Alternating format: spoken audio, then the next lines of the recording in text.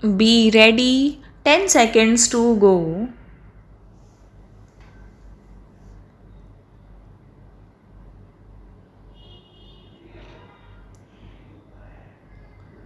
Start. Mr. Deputy Speaker, sir, we are happy to debate this important subject once more. As you know, the defense debate should necessarily concern all of us and it should be based on a national consensus. It is not a one party business or a one man show. It concerns the entire nation, its security and liberty, as without a strong country, everything else has no meaning. Therefore, all valid viewpoints expressed must be taken into account in evolving such a policy.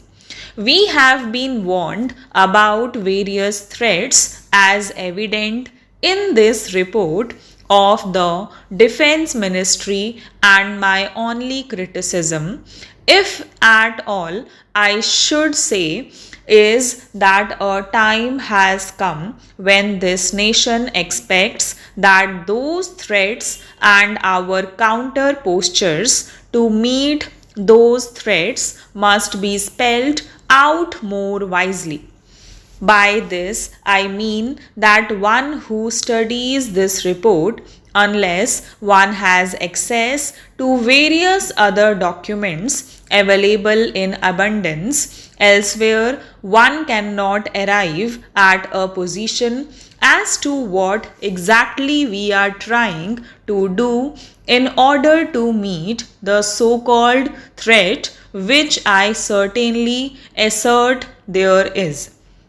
I think a time has come when the country should be taken into confidence, when the members of parliament should be taken into confidence as to what exactly we mean and what exactly we are going to do, and a slightly better understanding should be reflected by the defense ministry towards this point. I certainly do not wish that classified items are to be made available. They are certainly the prerogative of the administration to keep.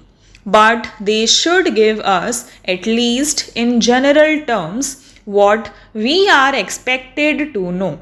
Nearly 55% of the last year's defense budget was spent on the rise in the costs of petroleum articles, oil, fuels, lubricants, and the rise in pay scales, pensions, and allowances, etc. It hardly left for the entire defense budget a balance of 40%, which goes to make the real hard punch. And so it remains this year also. This position has to be rectified in the coming months, and that is a cause for concern. I have the greatest regard for the Honorable Defense Minister, and I know that he is a man of action and that he will take this point into account so that our defenses do not lack the punch that we want to have. The threats, as spelled out in the report of the ministry, are mainly from the north and west, and as far as they go, they are right. As far as the threat from the west is concerned, it is more positive. I do not foresee anything to come out of that cold state in the north.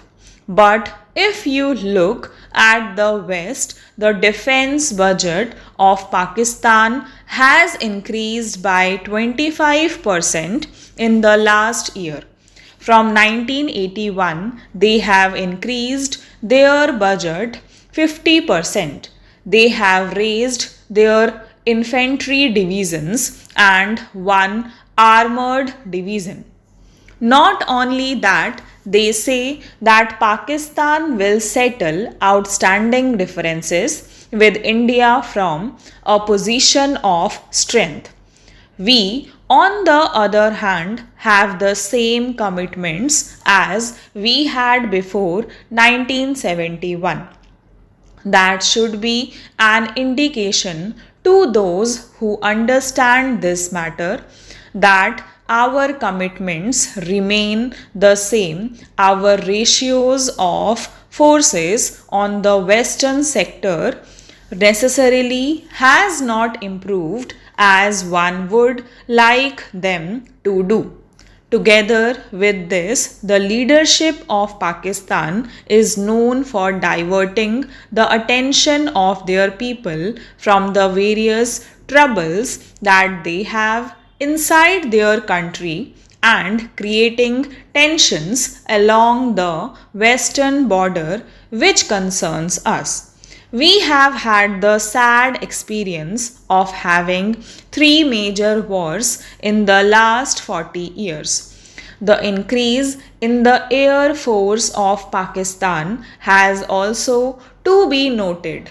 It is no good just not giving any importance to the idea that they do not have an industrial base and therefore it does not constitute any threat to us.